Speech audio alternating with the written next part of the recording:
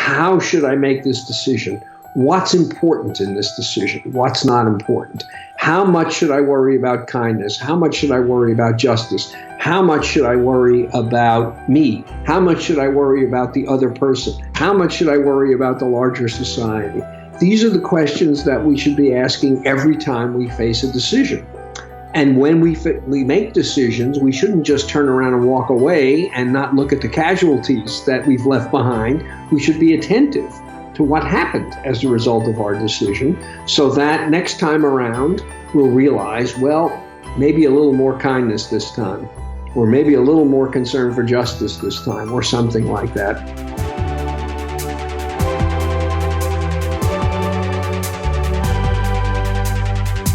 Welcome to the Manifested Wellbeing Podcast. I'm Leandro, your well-being and nutrition coach. Today's guest is Dr. Barry Schwartz. Dr. Schwartz is an emeritus professor of psychology at Swarthmore College and a visiting professor at the Haas School of Business at Berkeley. He has spent 40 years thinking and writing about the interaction between economics and morality. He has written several books, including The Battle for Human Nature, The Costs of Living, The Paradox of Choice, Practical Wisdom, and most recently, Why We Work.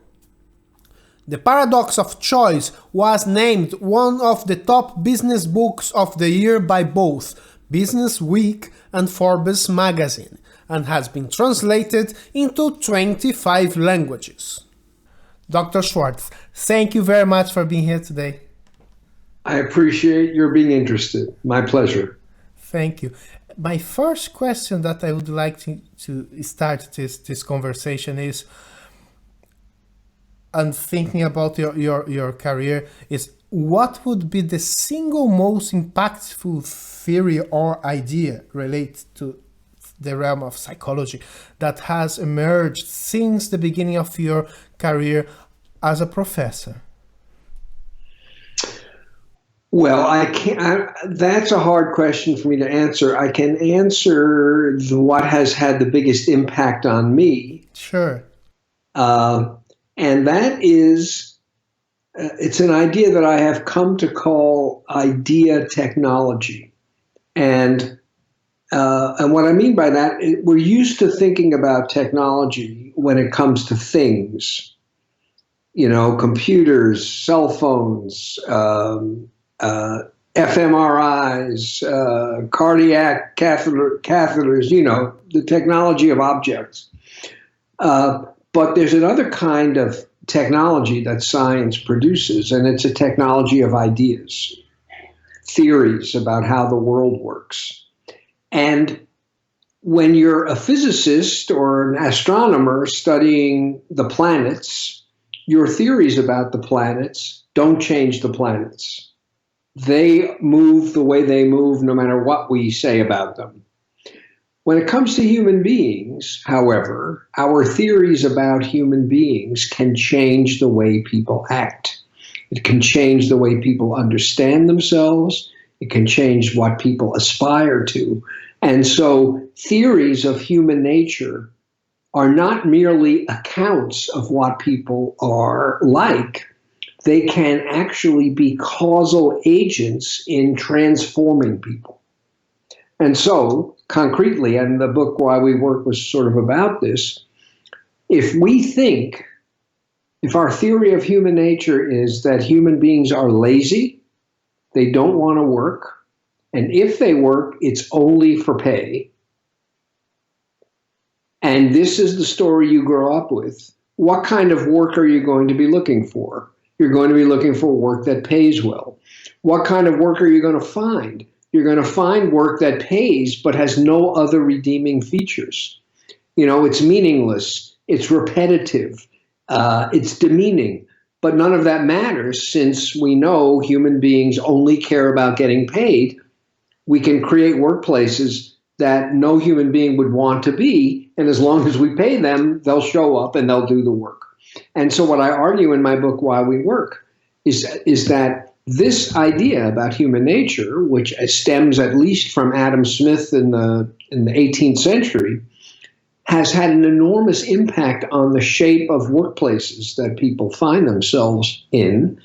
And that has in turn changed what people hope for and expect out of work. And so, although I think Adam Smith was wrong when he had this idea 250 years ago, nowadays he wouldn't be so wrong. Because if you get out of school and you're looking for a job, what kind of job can you find? Well, just a crappy one that might pay you. And so sure enough, you look around at people working and you say, I guess Adam Smith was right. And one of the things we know is that 3/4 of people who work the world over are either unengaged or disengaged from their work. So almost everyone goes to a job they would rather not be at and does something they'd rather not be doing. And I think this is to a large degree the result of ideas that social science has formulated about what people care about and what people are like. And so that notion that ideas in the social sciences can change the way people live and act has probably had an influence on almost everything I've done over the last 40 years. And it's very much, it goes against the grain of psychology, which aspires to be a science that's more like physics and biology. And it doesn't like to hear that our theories change the world rather than describing the world. Thank you very much. It makes me think about the theories of learning and intelligence as well. For instance, the idea of IQ, going back to this excellent book by Murray, the bell curve, and all the study on the IQ, and based on the study of IQ, the idea that people have a specific level of IQ and that's it, and anything that can make it change, if the people get hit on the head, then the IQ drops like by 15 points. And then later on, Carol Dweck as well, with her work on a different approach, how children they approach the way they learn. And is that something that would be related? It's exactly that's the next example I was going to give. I think that's exactly right. So the bell curve and the sort of genetic determinant of IQ types basically communicate the idea that IQ is a fixed quantity. Some people have a lot of it. Some people have less. Some people win the genetic lottery. Some people lose the genetic lottery. But there's nothing you can do about it. You can just make the most of whatever you're given.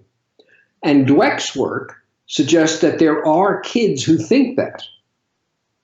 And their approach to school is basically, well, I can't get smarter, so I'll just do whatever I can to get approval. So I'll choose problems that are easy to work on so I can get them right, and the teacher will give me a gold star or a pat on the head. Other children don't have this view. They have what she calls an incremental view, which is, well, I'm this smart now, but I can get smarter. And those kids will choose challenging things in school, things they get wrong, because the way you get smarter is by making mistakes and learning from your mistakes. And what Dweck finds is that when kids are, 7, 8 years old, these two different theories they have doesn't make much difference. But when they start encountering problems that are hard, especially in math, you see these two groups diverge. The kids who have an incremental view get better and better and better, and the kids who have an entity view, she calls it, kind of stay where they are. And so here's a theory, in this case, a theory of intelligence that affects the way people act, and affects the way people act in a way that makes the theory true. If you think intelligence is fixed, it will be, because you won't do the things that would enable you to get smarter. So that's a perfect example of just the same sort of thing. And, I don't think this is true of everything psychologists study. I think your theories about how vision works, perhaps your theories about how we understand and produce language, aren't going to change how the eyes work and how we understand and produce language. But there are many areas of life where what we are is very much unfinished by how we come into the world, and experience is what finishes us. And one of the parts of experience that has an enormous impact is the theories that are out there about what people are like. So I have spent a lot of time in my career teaching this stuff and writing about this stuff because I think it's profoundly important. And most people have a very naive understanding of science. Science discovers facts. Science tells us about the world as it is. And it is itself kind of neutral as a describer of the world. It doesn't change the world. I mean, it changes the world by creating technology, but it doesn't change the world with its theories. And what I'm saying is that at least in social science, science changes the world with its theories, in addition to whatever technology it might create. So I don't think most people get this, and yet I think it has a profound impact on virtually everybody's life. And so I have tried to make this point in many different ways over the years. So that's the most important guiding influence on my work. Thank you very much. You also have done an extensive work on wisdom, and have your book about practical wisdom as well. To start this direction of the conversation, how would you define wisdom, and why is it relevant for us, to us? So the book I wrote on practical wisdom, which I wrote with a colleague, we took Aristotle's ideas about wisdom, so they're 3,000-year-old ideas, and he was talking about practical wisdom. So not the wisdom that you expect from people sitting in white robes with long beards on the top of a mountain, but rather the wisdom of everyday people living their everyday lives. And Aristotle's point was that most of the situations we find ourselves in require us to use our judgment. We can't just follow rules. You know, you could read a guidebook to how to be a good parent, and it tells you exactly what to do in every situation. Fine. The trouble is, there is no exactly right thing to do in every situation. Every child is different. Every situation is different. So you might need to be very stern with one child and very forgiving with another. You might need to be very protective of one child who's a risk taker, and sort of push on the other child who's too cautious. Every child requires something different, and judgment is what enables you to figure out what each of your children needs and then find a way to provide it. As a teacher, the same thing is true.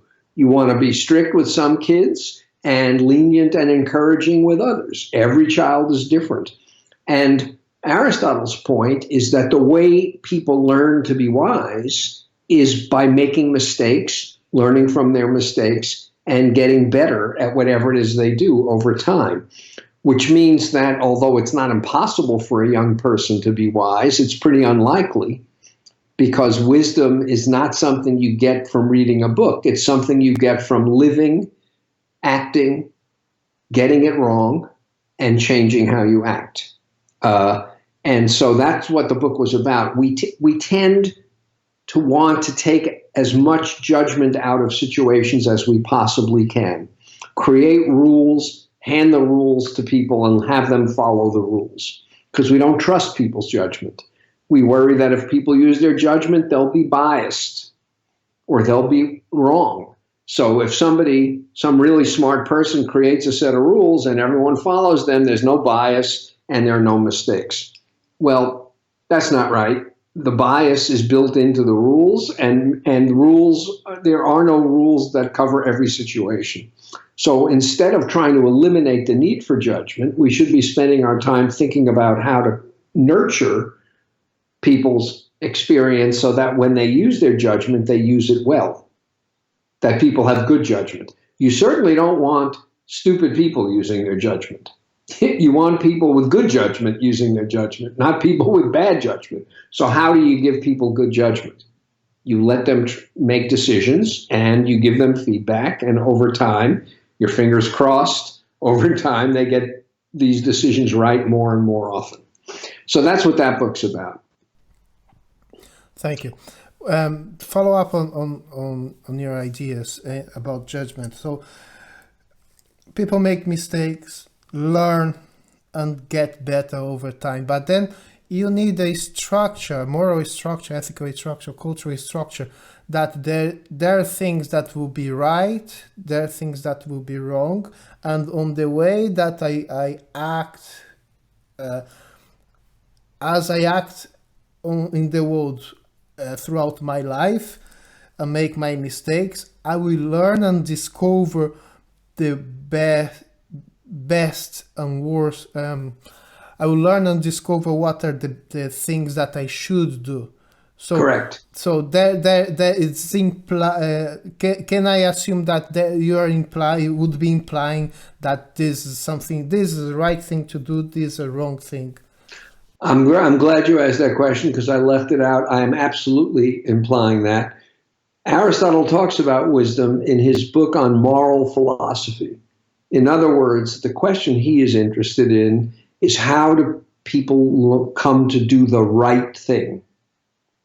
And he had a pretty clear idea about what the right thing was. And in ancient Greece, it was easier to have a clear idea about what the right thing is than it is in modern pluralistic societies where lots of people have very different views. But he clearly had a sense there is a right and a wrong in every situation, but rules will not get you to doing the right thing. So it's not enough to develop judgment. You also have to always be pointing to the North Star of wanting to do the right thing. So our slogan is practical wisdom is knowing how to do the right thing at the right time in the right place for the right reason.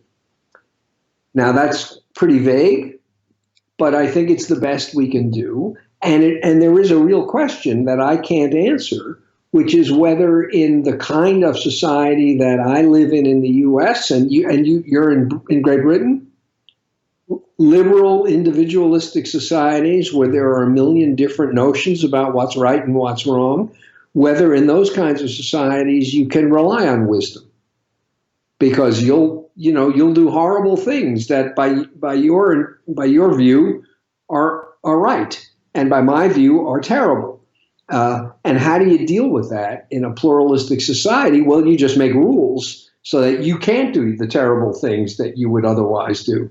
And I can't do the terrible things that I would otherwise do. In a homogeneous society where everyone kind of agrees about what's right, then maybe you can rely on judgment. But that's not the society I live in, and I'm guessing it's not the society that you live in either. Thank you. And it makes me think as well what you're saying.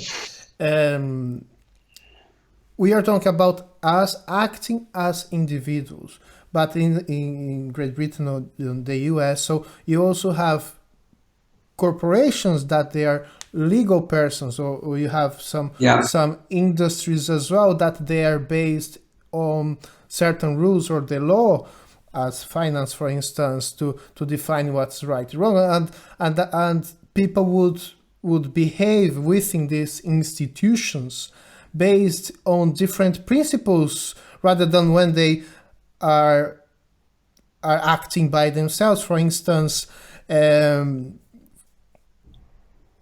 for a financial institution back in the previous crisis, for instance, what is right, what's legally allowable, or for a company. Now it's changing a little bit for a company, corporation.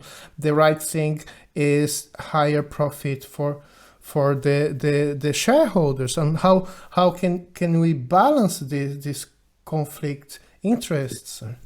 Well, I think it's a terrible mistake that we made to treat corporations as citizens.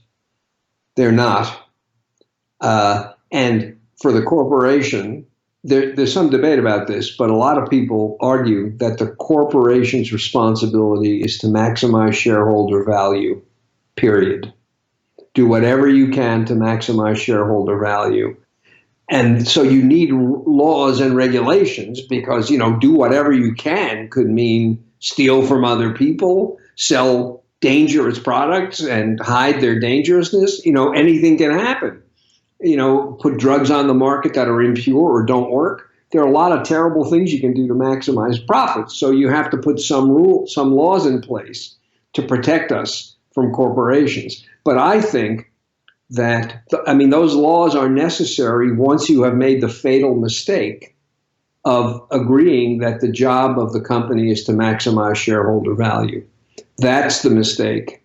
And then the laws are just ways to minimize the damage that mistake does. And you're starting to see signs in the US of some enlightened companies, even from within, arguing that it is not the sole purpose of the company to maximize shareholder value. Companies have to maximize stakeholder value. And stakeholders include people who are affected by the company and not just people who work for the company or own shares in the company. These sorts of movements come and go. They never seem to stick. Some very major figures who run very large companies have written books in the last year making this argument.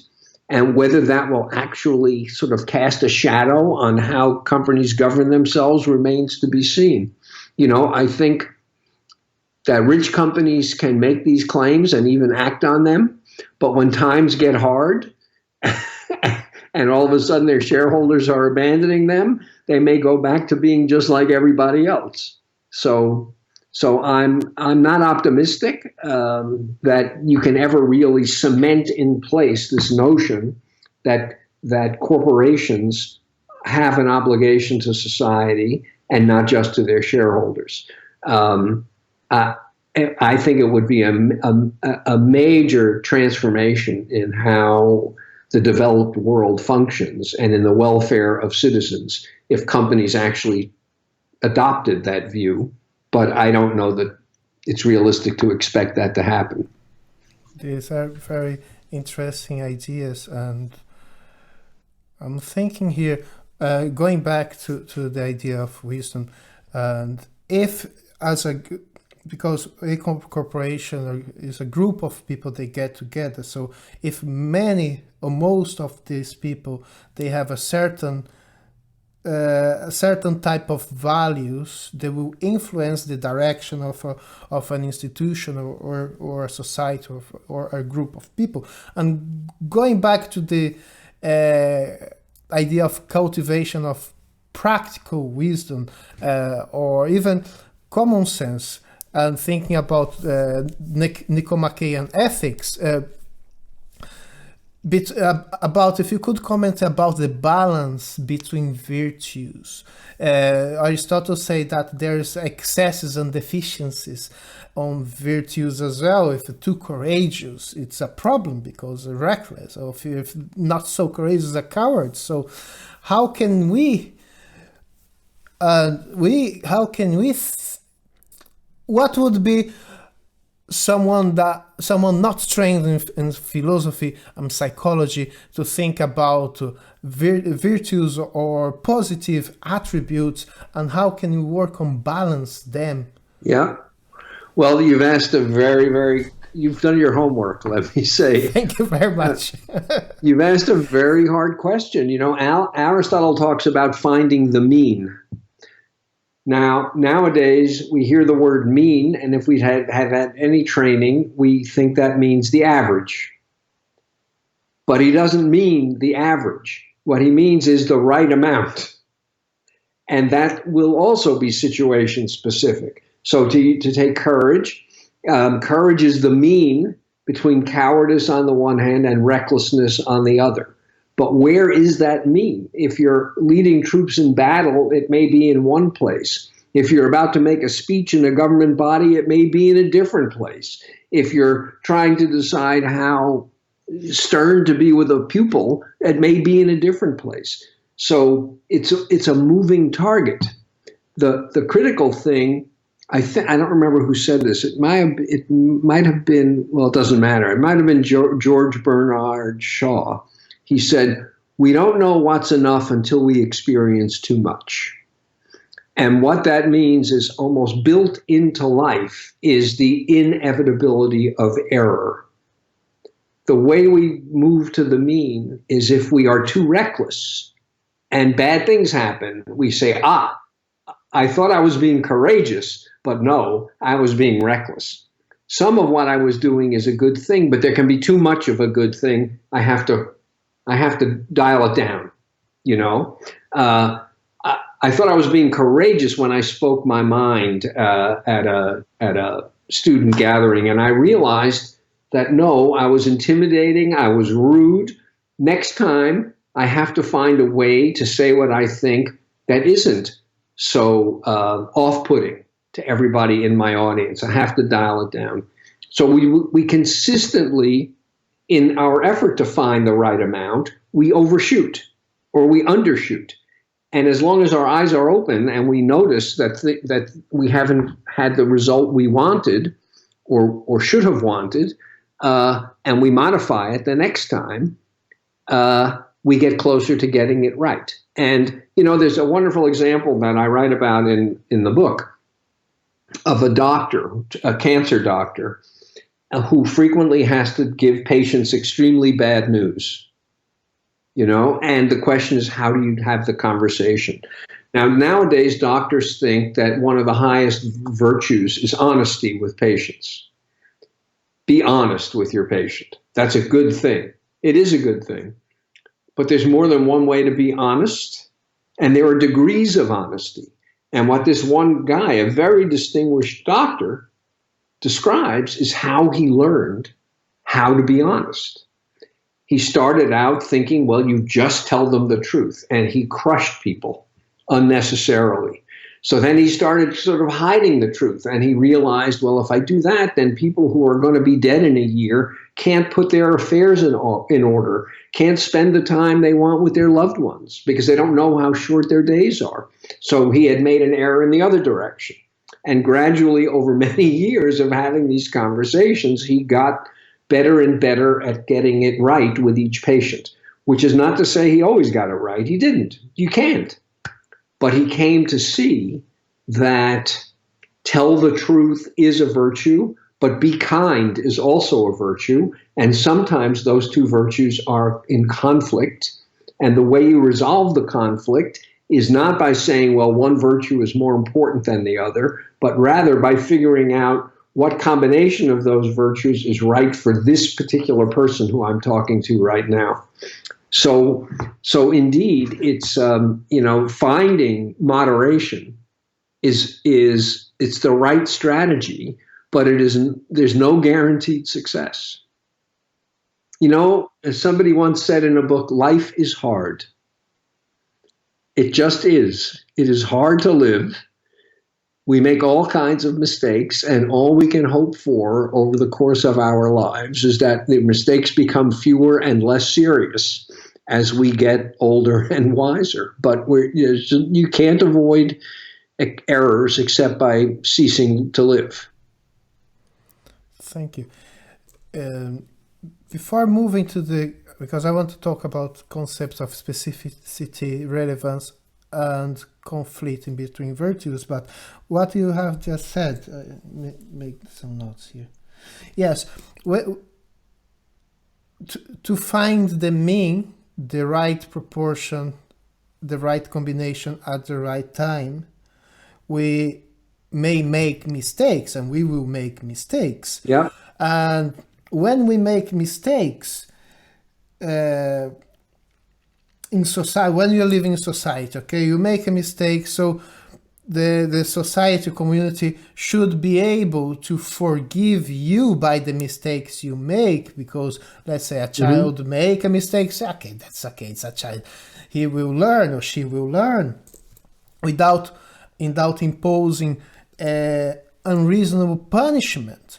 But when we are doing this interview, for instance, is going to go to social media media platform that many people will watch. I create content and I send content out and I expose myself, and in today's time you have this feeling that you don't have as much space to make mistakes, because certain small mistakes that you make publicly, they will be out there forever, and sometimes the punishment or the repercussion for the mistakes, they are greater or they're disproportional for the size of the mistake. So it may be complicated as well, because for one side we have to be self-aware. Okay, I did this, it didn't work. Okay, let me try again. Open to change. Society should be able to forgive, and the punishments should be proportional. But the social media and the way we're exposed, it may make it complicated. What do you think? I think you're absolutely right. I think that the social media is unbelievably destructive in exactly the way you describe. It's almost like people are looking. They're looking for scalps. They can't wait to pounce on any little mistake anybody makes, and there's this joke about 6 degrees of separation from Hitler. On social media, it only takes 6. The stream only has to get 6 items long before somebody analogizes you to Hitler, and maybe only 4. One of the things I've learned as I become more of a public figure is not to read social media. I don't want to know what people say, because I know that after the first comment or two, it just gets more and more detached from reality, more and more hysterical, and more about the commenter and less about me. Knowing that doesn't mean that if I read it, it rolls off my back. It doesn't. I read it and it bothers me, so I stop reading it. Given what you do, you really can't stop. So it takes a certain amount of courage to put yourself out there. Here's what I think is needed and is gone largely in modern society. You need to have a kind of faith in people's good intentions. People are trying to do the right thing, but we're all imperfect. So how can we help one another get to the right thing more often? If you trust people's intentions, you may be more forgiving of their errors. I think nowadays we really think the worst of pretty much everybody. We assume that people's intentions are bad.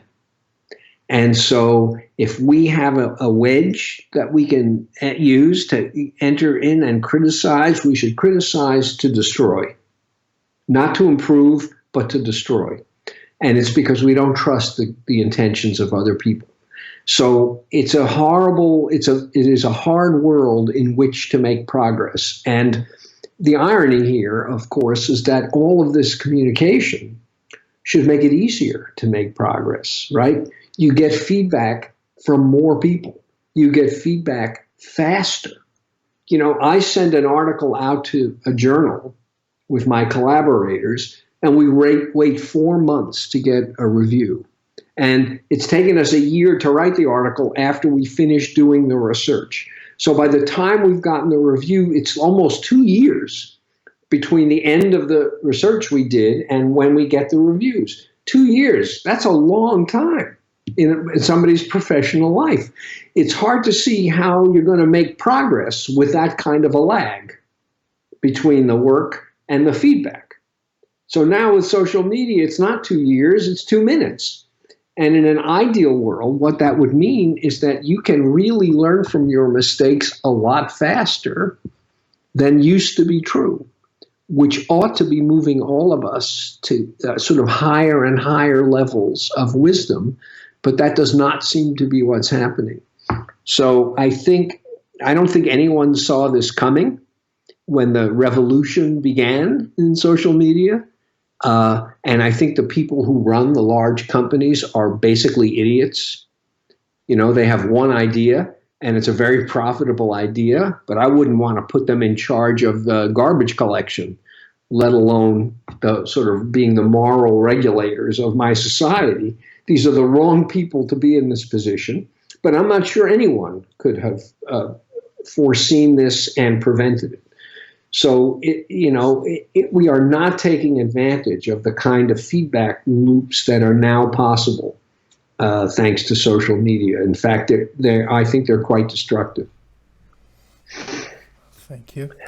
And going back to the idea of virtues, and going back, thinking about when you have to make a decision, and it has to be, I have to use a combination of virtues, specific for this moment to make a specific decision. So how can I discover what is relevant to pay attention to at this specific time, and how can I find the specific combination of virtues? Should I be kind and generous, or maybe I have to be just? And how can I, reconcile this conflict in between virtues? Well, I think you need to be humble. That is, though there are a few answers to this, but again, the most important thing for your listeners to keep in mind is we are going to make mistakes. It's huge progress to even appreciate that you need to ask the question that you just asked me of yourself. How should I make this decision? What's important in this decision? What's not important? How much should I worry about kindness? How much should I worry about justice? How much should I worry about me? How much should I worry about the other person? How much should I worry about the larger society? These are the questions that we should be asking every time we face a decision. And when we make decisions, we shouldn't just turn around and walk away and not look at the casualties that we've left behind. We should be attentive to what happened as a result of our decision, so that next time around we'll realize, well, maybe a little more kindness this time, or maybe a little more concern for justice this time, or something like that. But it also helps a lot to know the context very well, because chances are the way you combine virtues will depend on the context. When you're teaching second grade kids, it's very different from when you're teaching in the university. And pretending they're the same is almost certainly going to lead you to make mistakes. Everybody gets a trophy in the second grade. In university, not everyone gets a trophy. Those days are gone, and you need to understand the difference. And you also need to know the other people. It is easier to make decisions for your children than it is to make decisions for the kids you're teaching in second grade, than it is to make decisions for a bunch of kids who are running around on the street who you don't know at all. Aristotle talks about the priority of the particular, which means that there may be a right answer to the question you're facing, but that right answer is going to be very much determined by the particular context and the particular person who you're making a decision about. So the better you know people, the more likely you are to find the right balance. The better you know the situation, the more likely you are to find the right balance. Sometimes we're thrust into situations where we have to make decisions even though we don't know the people very well and we don't know the situation very well. You do the best you can with the tools that you have hopefully developed, all of these virtues, but you may combine them in the wrong way or give priority in the wrong way.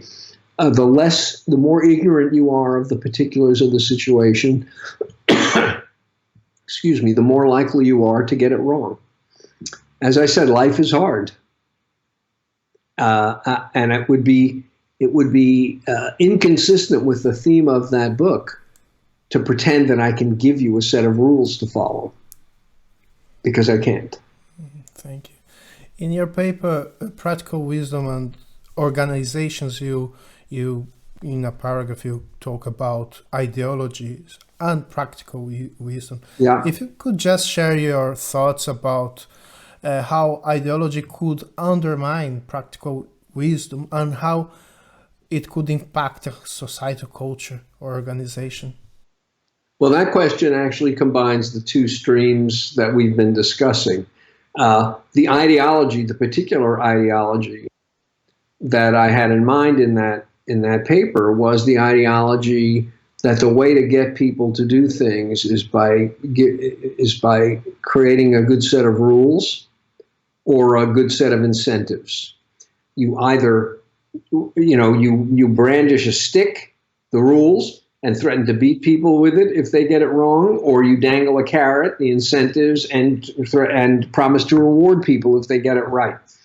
And that kind of ideology, what I suggest in that paper that you refer to, is that that's the way organizations run themselves. And it's because of an ideology about what people are like that they have relied on that rather than cultivating in people or selecting people who want to do the right thing. The presumption when you rely on rules and incentives is that people don't care much about doing the right thing, so you have to make it worth their while.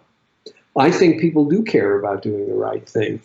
But this ideology, this sort of cynical ideology about human nature has created organizations where no attention is paid to asking, how can I make my workforce wiser? No attention is paid to how can I allow my workforce to use their discretion and judgment in the workplace? And instead, attention is paid entirely to what should the rules be and what's the most effective set of incentives I can create. Should I give them company stock? Should I give them raises? Should I give them bonuses? And all this other stuff about allowing people to nurture good character and then display it, that all of that disappears. It's not a part of the conversation. And it's a pity, in business schools and in law schools and in medical schools, there are always ethics courses. Medical ethics, legal ethics, business ethics. And it's always bothered me because my view is that every course is an ethics course. But if you have a separate course called ethics, what you are doing in effect is saying none of the other stuff you learn has anything to do with ethics. And I think everything you learn has everything to do with ethics. And I think actually I've come up with a kind of rule of thumb for making difficult decisions, which I think would probably stand people in good stead most of the time. And that is, before you have a decision to make, ask yourself, would you tell your children? And if the answer you give to yourself is no, don't do it. Now, is that always going to lead you to the right thing? No. Is it going to lead you to the right thing a lot more often than however people do it now? I think absolutely. We should make decisions that we're not embarrassed about, that we're not embarrassed to have the people we care most about know that we've made. So I think a lot of really bad things that people in positions of power do, they would not do if they ask themselves that question. Do I want my children to know what I am about to do? So you don't need a whole course in ethics, business or legal or any other kind. You just need one sentence, and people need to have children, of course. You could easily imagine if you don't have children, if I had children, would I want them to know that I'm about to do, that I did this? I have, on more than one occasion, resolved a conflict that I'm experiencing in that very way. What would my children think? And it's turned out to be a very helpful guideline. But, I suspect that there's no company in the world that runs that way. Thank you. Before going to the last questions, I would like to ask you this question, but we spoke about it, so you kind of answered here and there, but I have to ask anyway. I would like to know what would say. How can the cultivation of practical wisdom contribute? How could it contribute to the meaning and satisfaction in life of a person? Well, so the book I wrote about work, what I suggested is that what's probably most important to people in the work they do is a sense that the work is meaningful. And that, of course, raises another question. What does that mean? What does it mean for work to be meaningful? And I can't answer that in a general way, but I think often we derive meaning from our work to the extent that we think it has an effect on the lives of other people. Not always, but I think, again, as a rule of thumb, if you do work that you think makes a positive contribution to other people's lives, it's not hard to convince yourself the work is meaningful. So then the question is, how do you find work that's meaningful? And to some degree, I think it's another case of ideology operating. Think about working in a retail store in a shopping mall. Now, one view of your job is your goal is to sell as much stuff as you can. That's why you're there. There's a different view. Everybody who comes into my store has a problem. My job is to help people solve their problem. It's not a big problem. They don't have cancer. They don't have kids who are drug abusers. It's a little problem. They need something to wear when they go out on Saturday night. But they wouldn't have come into the store if they didn't have a problem. I have expertise they don't have. I can solve that problem.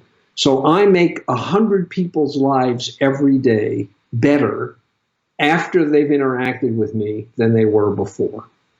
If you thought about your job as a retail salesperson in a shopping mall in that way, I venture to say you would go to work every day feeling very different from the way most people who go to do those jobs feel.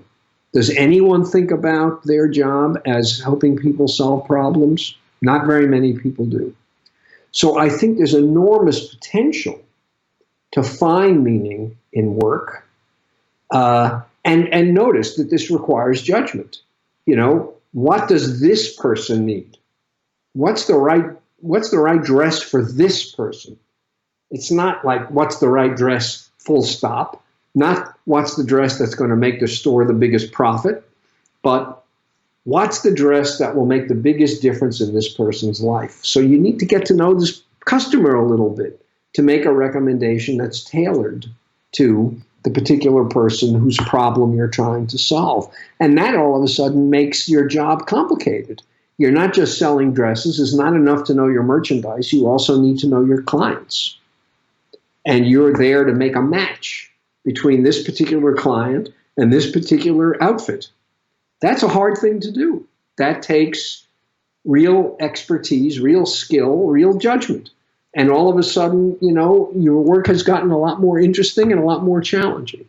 So I think not every job can be thought about in this way, but many can. I wrote at length about hospital janitors. This is work done by my good friend and colleague, Amy Resniewski. Janitors in hospitals are at the very bottom of the hierarchy. They're essentially invisible. They wash floors, they empty trash. Well, she interviewed hospital janitors, and some of them were just punching a clock, going through their list of chores and leaving. But some of them thought of their work correctly as an essential piece of what it takes for the hospital to achieve its mission of curing disease and easing suffering. So they also went through their list of chores, but they were always, in every room they went into, they were asking, what can I do to make this situation better that is not on my job description? How can I cheer this patient up? How can I calm this very nervous relative down? Can I help the nurse turn a big patient so that the patient doesn't get bed sores lying in the same position? None of this is in their job description. All of this requires knowing other people, being empathetic to other people. And the people who approached their job in this way thought it was an extremely high-skill position, that it took them years to learn how to do right.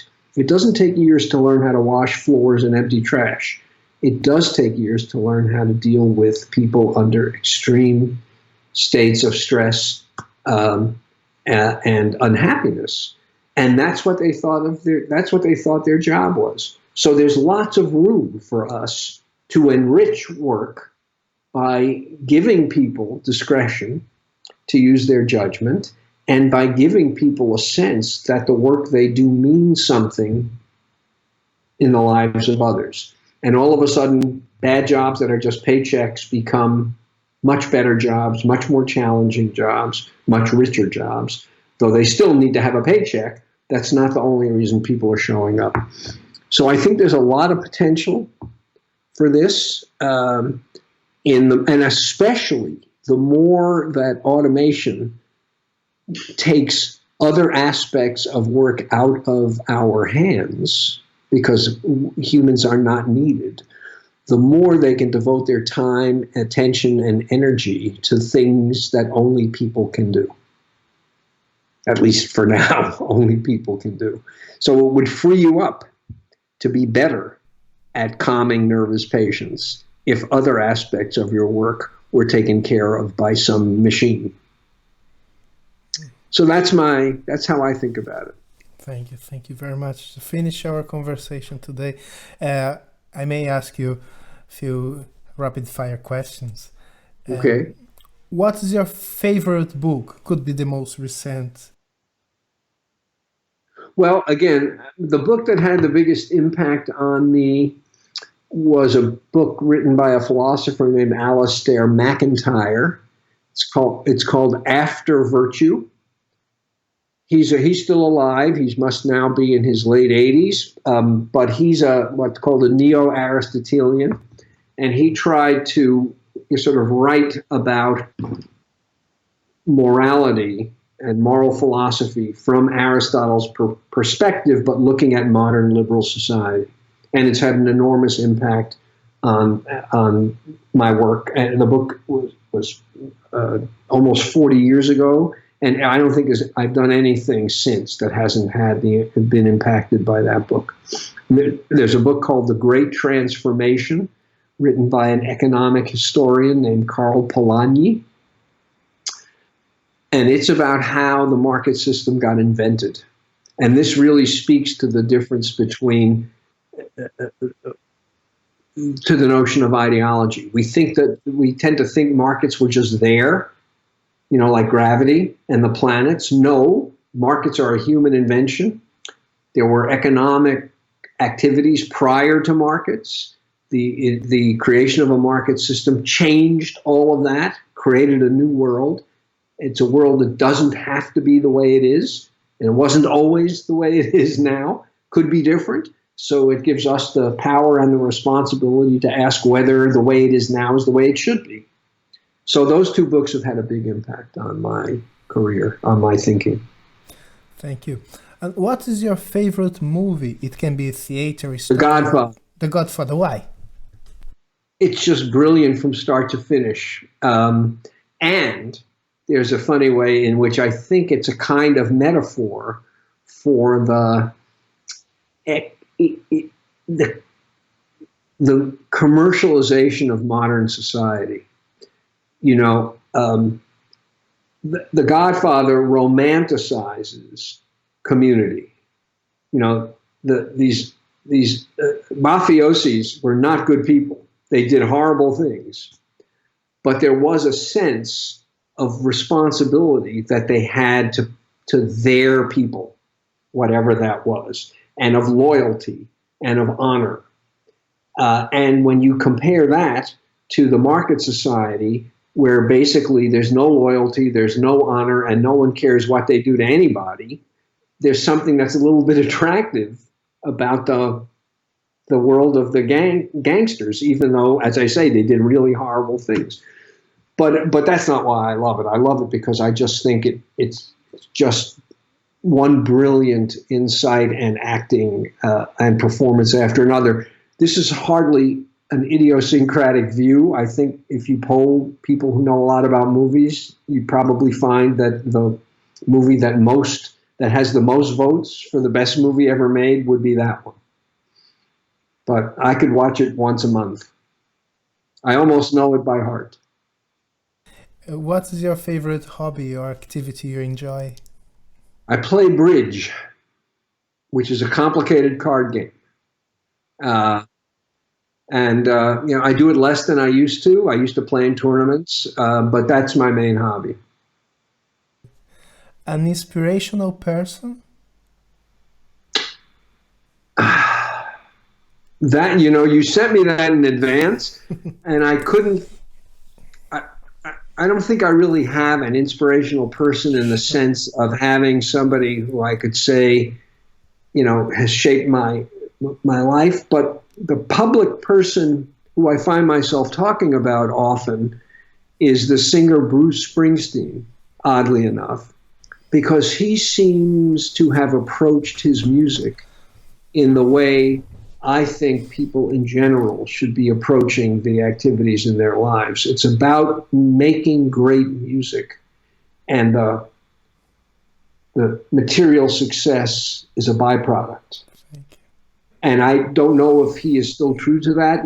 Success has a way of corrupting people. But I have no doubt that when he was early in his career, he wanted simply to be the best rock and roll singer who ever lived, leading the best band that ever was. And he was, sort of merciless on himself and his bandmates to produce quality and to never leave an audience member disappointed. And I have deep, deep respect for that. If we engaged in our activities with that kind of passion and commitment, our work would be better, our lives would be better, and society would be better. But I don't play the guitar. Thank you very much. To finish, if you could complete the sentence, a meaningful life for me is? A life that has a positive effect on other people. Dr. Schwartz, thank you very much for being here today. Thank you for your time. I appreciate it. Thank you so much for doing your homework and for asking such wonderful questions. It was a pleasure.